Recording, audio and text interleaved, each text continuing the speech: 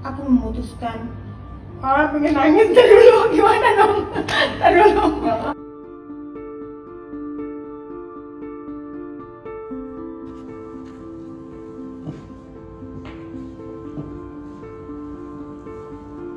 Ini langsung baca ya. Setelah aku menyelesaikan kerjaanku, aku melepas lelah bersama anak-anakku. Waktu aku hamil, tetangga pada ngeliatin aku sinis banget. Kayak aku tuh paling hina. Suamiku memukul aku dan anak-anakku. Aku tidak pernah menyangka hal ini dapat terjadi. Tiba-tiba, suamiku memintaku untuk melayaninya. Ketika saya menolak, ia tetap bersikeras untuk melakukannya. Ia menarik kakiku. Waktu itu aku baru umur 16. Masa depan masih panjang banget. Tapi ya pacar aku waktu itu sampai maksa. Suamiku tidak bekerja, mungkin karena stres. Karena itu, ia selalu ingin dilayani lebih dulu, termasuk lebih dulu dari kelima anak-anakku. Jika tidak, anak-anakku nanti yang terkena dampaknya. Suamiku memperlakukanku seperti benda mati. Menurutnya, ini adalah kewajibanku sebagai istrinya. Ia boleh masuk kapan saja dan dengan apa saja. Pas sekolah tahu aku hamil, aku dikeluarin. Banyak cara sudah ditempuh untuk menyelesaikan permasalahan ini. Walaupun begitu, aku mencoba untuk terus bertahan. Hingga suatu hari, telinga anakku berdarah. Ia dipukul begitu keras. Menurutku, itu adalah titik terakhir. Aku harus pergi. Saya sangat bersyukur akhirnya saya memberanikan diri untuk keluar dari rumah itu karena anak-anak saya tidak perlu melihat lebih banyak kekerasan ayah mereka. Sekarang di rumah aman anak-anak saya bisa mendapatkan pemulihan tanpa rasa was-was. Walau hanya bekerja sebagai tukang parkir, aku ingin terbaik untuk anak-anak aku. Akhirnya, aku memutuskan. Pengen nangis. Ntar dulu, gimana dong? Ntar dulu. Akhirnya, aku memutuskan untuk mencari bantuan dari paralegal LBH Jakarta dan mendapatkan rumah.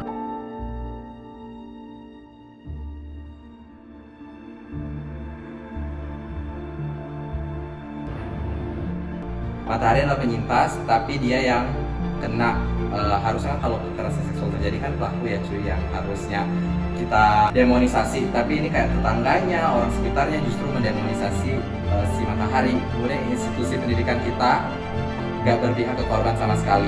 Bahkan yang hamil, Matahari bilang sendiri, padahal bukan aku yang mau hamil. Ini kalau udah ada pemaksaan, ini udah fix kekerasan seksual.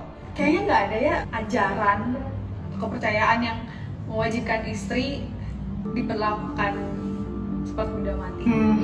Menurut aku nggak bisa tolerir sih. Sebagai seorang ayah,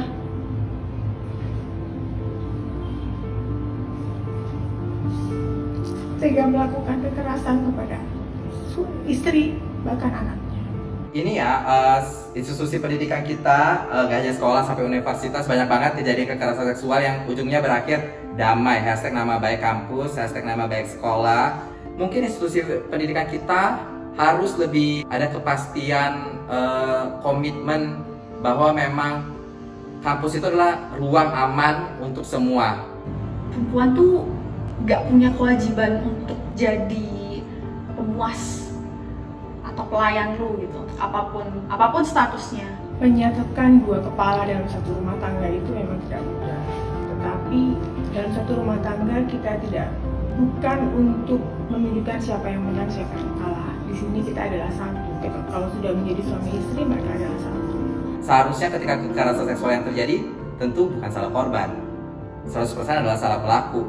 Jadi ketika pelaku itu bilang ini gak terjadi kok, itu sama-sama suka, ya namanya kayak mana sih maling yang ngaku cuy. Asas hukum kita kan praduga nggak bersalah. Jadi kayak pelaku kekerasan seksual tuh menang banyak banget nih pakai asas ini. Tapi coba kita berusaha mempraktekkan asas di mana kita berpihak kepada korban. Untuk perempuan dimanapun kalian berada, jalan apa yang kalian ambil, ini khususnya untuk perempuan yang merasa kayak, oh aku perempuan, aku harusnya lembut dan mendengarkan apa yang orang lain, atau suamiku katakan padaku, iya nggak apa-apa, kamu lembut gitu, tapi kamu juga bisa loh kuat.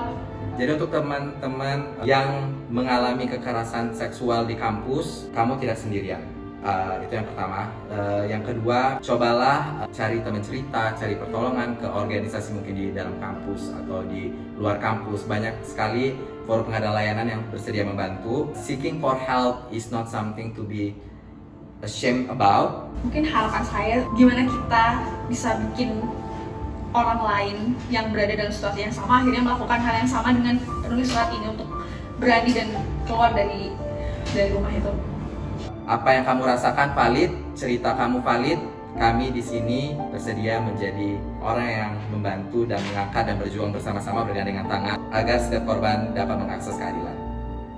Butuh banyak banget rumah aman di berbagai pelosok di Indonesia karena banyak banget penyintas kekerasan seksual yang akan terbantu dengan adanya rumah aman ini, terutama pada saat pandemi.